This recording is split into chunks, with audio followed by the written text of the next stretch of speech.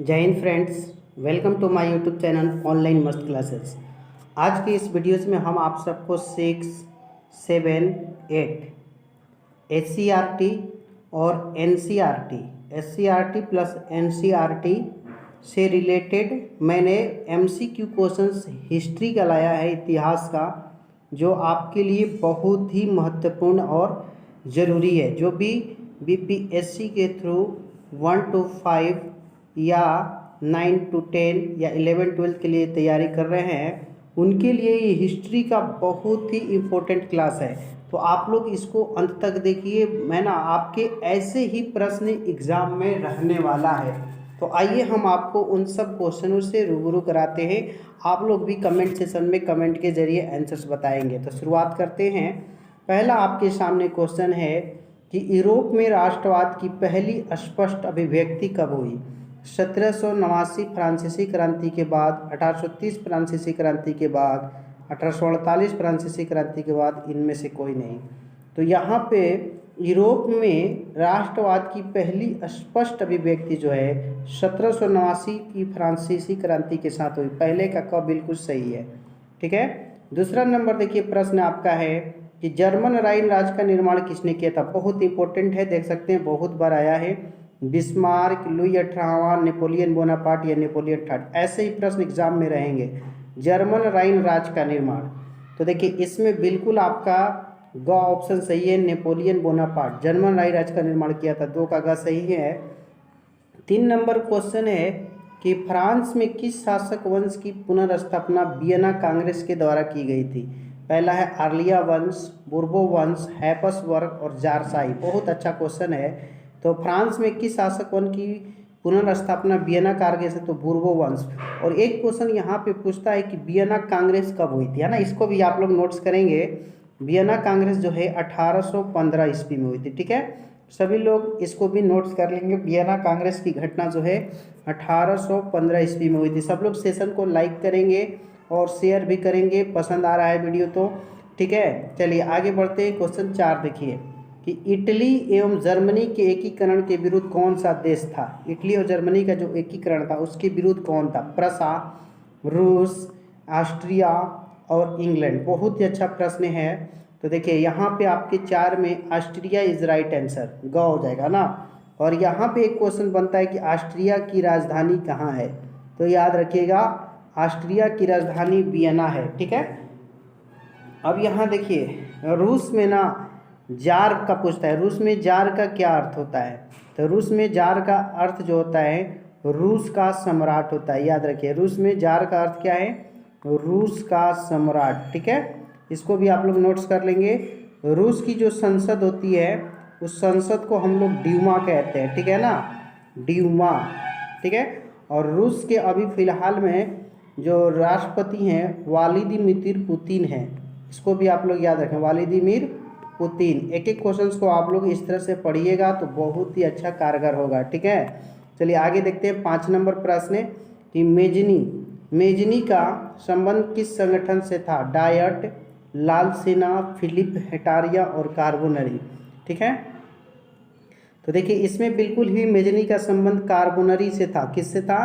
Carbonari, बिल्कुल सही है मेजनी का संबंध। और लाल सेना देखिए ये जो है लाल सेना का गठन जो है ट्राटस्की ने किया था। इन सबको आप लोग स्क्रीनशॉट ले लेंगे।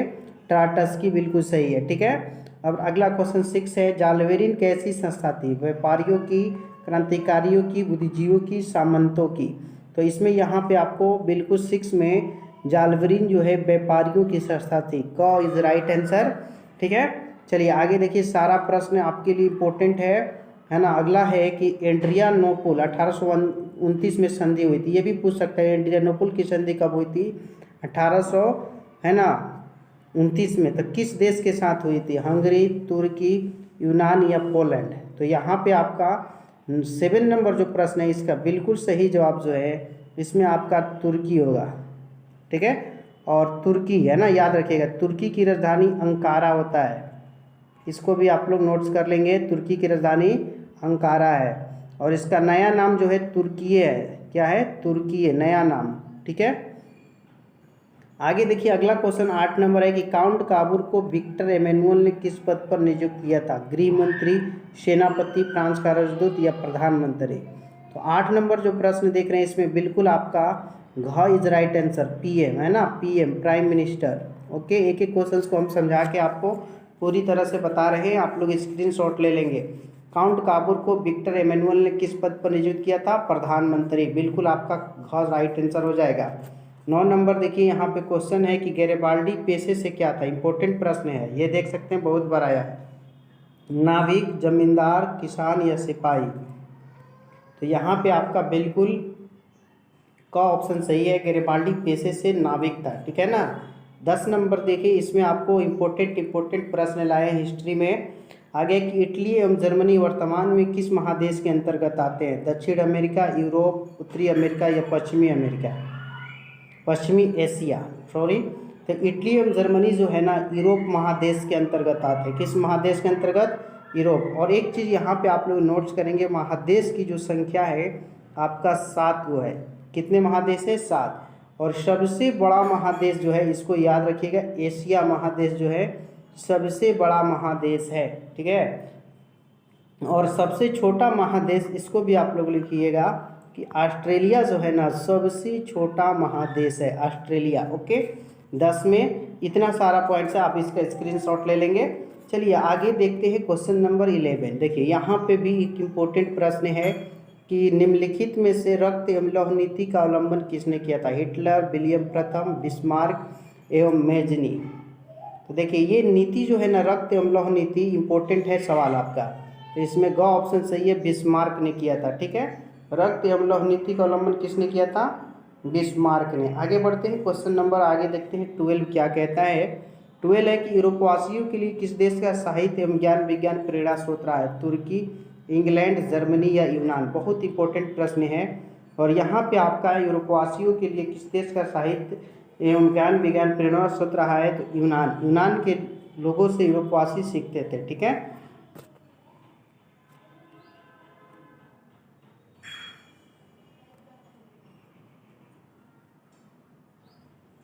13 नंबर सवाल है, फ्रैंकफर्ट की संधि कब हुई? 1871, 1870, 1866 या 1864? बहुत अच्छा प्रश्न है। और यहाँ पे आपका बिल्कुल ही सही जवाब 13 में है ना, फ्रैंकफर्ट की जो संधि हुई है 1871 ईस्वी में हुई है, इसे आप नोट्स करेंगे। चलिए अगला देखते हैं 14 नंबर, किस युद्ध के बाद जर्मनी का एकीकरण पूरा हुआ? प्रसा, डेनमार्क, सीडाउन का युद्ध, सिडेवाक के युद्ध या क्रीमिया के युद्ध? बहुत अच्छा प्रश्न है ना। तो देखिए किस युद्ध के बाद जर्मनी का एकीकरण जो है पूर्ण हुआ? इसमें आपका सीडाउन का युद्ध, याद रखिएगा, सीडाउन के युद्ध के बाद जर्मनी का जो है एकीकरण हुआ था, ठीक है ना। आगे 15 नंबर है कि यंग यूरोप की स्थापना किसने की थी? काबूर ने, बिस्मार्क ने, मेजनी ने, गैरिबाल्डी ने? हाँ, तो यहाँ पे आपका यंग यूरोप जो है मेजनी, बिल्कुल सही है, मेजनी इज राइट आंसर, ठीक है। यंग यूरोप की स्थापना किसने की थी? मेजनी, बिल्कुल ये आपका ग सही हो जाएगा। अगला देखिए 16 नंबर क्वेश्चन, 1870 में फ्रांस और प्रसा के बीच युद्ध कहाँ हुआ था? सीडान में, सिडेवा में, साइडाइन में या फ्रैंकफर्ट में? इंपॉर्टेंट प्रश्न है। और इसमें देखिए आपका बिल्कुल सही और सटीक आंसर, प्रसा और फ्रांस के बीच युद्ध हुआ था और सीडान में हुआ था, क इज राइट आंसर, ठीक है। 17 है, यूरोप का मरीज किसे कहा जाता है? यूरोप का मरीज किसे कहा जाता है? तुर्की, इटली, इंग्लैंड या फ्रांस? ये 2019 में इसको पूछा भी है। सारा इंपॉर्टेंट सवाल बता रहे हैं। तो यूरोप का जो मरीज है ना वो तुर्की को कहा जाता है, बिल्कुल आपका क ऑप्शन सही है, तुर्की इज राइट आंसर, ठीक है। और एक सवाल यहाँ से घुमा के भी पूछता है, एशिया का मरीज किसे कहते हैं? तो एशिया का जो मरीज है ना इसको भी आप नोट्स करेंगे, चीन को कहते हैं, एशिया का मरीज चीन को कहते हैं। और देखिए अगला क्वेश्चन देखिए आपका कि हंगरी की राजधानी कहाँ है ना, अच्छा क्वेश्चन है। बुडापेस्ट, पेरिस, सेक्सेनी और बेबेरिया? तो यहाँ पे आपका बिल्कुल सही जवाब का हो जाएगा, हंगरी की राजधानी बुडापेस्ट है, ठीक है, का इज राइट आंसर। 19 नंबर है कि यंग इटली की स्थापना किसने की थी? Mazzini, count Cavour, Garibaldi, Victor Emmanuel? ठीक है, ये क्वेश्चन भी इंपॉर्टेंट है। यंग इटली की स्थापना जो है मेजनी ने की थी, का ऑप्शन देख रहे हैं ना, बिल्कुल का आपका इसमें सही हो जाएगा। सभी लोग है ना सेशन को लाइक करेंगे, आपकी लाइक से हमें पता चलता है कि आपको ये वीडियो पसंद आ रहा है कि नहीं, क्योंकि हम स्क्रीन के इस पार हैं और आप लोग स्क्रीन के उस पार हैं। इससे आपको और हम में जानने की सहूलियत होती है, ठीक है ना। इसलिए आप लोग प्लीज़ लाइक शेयर करना ना भूलें। 20 नंबर देखिए कि सिडेवा का युद्ध किसके बीच हुआ था? ऑस्ट्रिया और प्रसा और डेनमार्क, स्पेन और फ्रांस और सार्डिनिया और पिडमाउंट के बीच। तो सिडेवा का जो युद्ध हुआ था ना 20 नंबर सवाल का ऑप्शन सही, ऑस्ट्रिया और प्रसा के बीच सिडेवा का युद्ध हुआ था। ऑस्ट्रिया और प्रसा के बीच सिडेवा का युद्ध हुआ था, ठीक है। चलिए आगे बढ़ते हैं सभी लोग, है ना। आप लोग के लिए ये बेहतरीन क्वेश्चनों का संग्रह है कि 1848 में फ्रांसीसी क्रांति ने किस युग का अंत कर दिया? मेटरनिक युग, पुरातन युग, नेपोलियन युग या इनमें से कोई नहीं। तो यहाँ पे आपका ना बिल्कुल सटीक जवाब जो होगा 21 में आपका क्या होगा? पुरातन युग को अंत कर दिया। 1848 के जो फ्रांसीसी क्रांति था उसने पुरातन युग को अंत कर दिया था, ठीक है। 22 नंबर है, स्वतंत्र यूनान की स्थापना के बाद किसे वहाँ का शासक बनाया गया था? राजकुमार ओटो को, पेलगेनिक को, लुई फिलिप को, डोलमारिया को। तो इसमें 22 में आपका क सही हो जाएगा। ये क option is right answer. Rajkumar auto को यूनान की स्थापना के बाद वहाँ का शासक बनाया गया था, ठीक है। ठीक है, अगला क्वेश्चन ये देखिए, ये भी इंपॉर्टेंट है। मेटरनिक ऑस्ट्रिया का क्या था? प्रधानमंत्री, राजा, चांसलर या सेनापति? तो इस क्वेश्चन में आपका बिल्कुल ग ऑप्शन सही है। मेटरनिक जो है ऑस्ट्रिया का चांसलर था, ठीक है, ऑस्ट्रिया का चांसलर था। 24 है, 1830 की क्रांति के बाद फ्रांस में किस प्रकार की शासन व्यवस्था स्थापित हुआ? गणराज्य, संघीय शासन व्यवस्था, निरंकुश राजतंत्र, संवैधानिक राजतंत्र। तो यहाँ पे आपका बिल्कुल 24 में ना संवैधानिक राजतंत्र घ सही है। 25 नंबर है, मारियान किस देश का राष्ट्रवाद का प्रतीक थी? इटली, रूस, फ्रांस, जर्मनी। तो यहाँ पे आपका ग सही हो जाएगा, फ्रांस, ठीक है, ग सही है। 26 है, सिडावा के युद्ध में किसकी पराजय हुई? नेपोलस की, सार्डिनिया की, ऑस्ट्रिया की या प्रसा की? बहुत अच्छा प्रश्न है। यहाँ पे 26 में ना आपका ऑस्ट्रिया का बिल्कुल सही हो जाएगा। सिडेवा के युद्ध में किसकी पराजय हुई? तो ऑस्ट्रिया की ग ऑप्शन सही है। चलिए आगे 27 नंबर देखेंगे आप लोग। किस युद्ध के बाद जर्मनी का एकीकरण पूर्ण हुआ? सिडेवा के युद्ध, प्रसा डेनमार्क का युद्ध, क्रीमिया का युद्ध या सेडान का युद्ध? बहुत इंपॉर्टेंट और बेहतरीन क्वेश्चन है आपके लिए। तो किस युद्ध के बाद जर्मनी का एकीकरण पूर्ण हुआ? ऐसा क्वेश्चन पीछे भी आया, सेडान के युद्ध, हाँ ऑप्शन राइट आंसर है। और 28 नंबर, बोलीविया में जन संघर्ष का मुख्य कारण क्या था? बहुत अच्छा क्वेश्चन है। बोलीविया में जो जन संघर्ष हुआ था, लोगों के बीच आपसी संघर्ष हुआ था, इसका कारण पानी की कीमत में वृद्धि, खदान की कीमत में वृद्धि, पेट्रोल की कीमत में, इनमें से कोई नहीं। तो यहाँ पे आपका बिल्कुल का ऑप्शन सही है ना, पानी की कीमत में वृद्धि। आई होप डेट कि ये वीडियो आप सबको बहुत ही अच्छा लगा होगा। इतिहास का अगला पार्ट आपके लिए आएगा बहुत ही जल्दी, है ना। डेली आप लोग जुड़िए, है ना। कैसा लगा सेशन आप लोग कमेंट सेशन में ज़रूर बताएंगे। सेशन आपको अच्छा लगता है कि नहीं। जो लोग भी नए हैं वो चैनल को सब्सक्राइब करके बगल का बेल आइकन भी क्लिक कर लें, ताकि आपको लेटेस्ट वीडियो का नोटिफिकेशन मिलता रहे। और इस वीडियो को शेयर करना ना भूलें। सभी लोग प्लीज़ शेयर करें, लाइक करें। आपकी सफलता ही हमारा लक्ष्य है। Best of your luck. जय हिंद।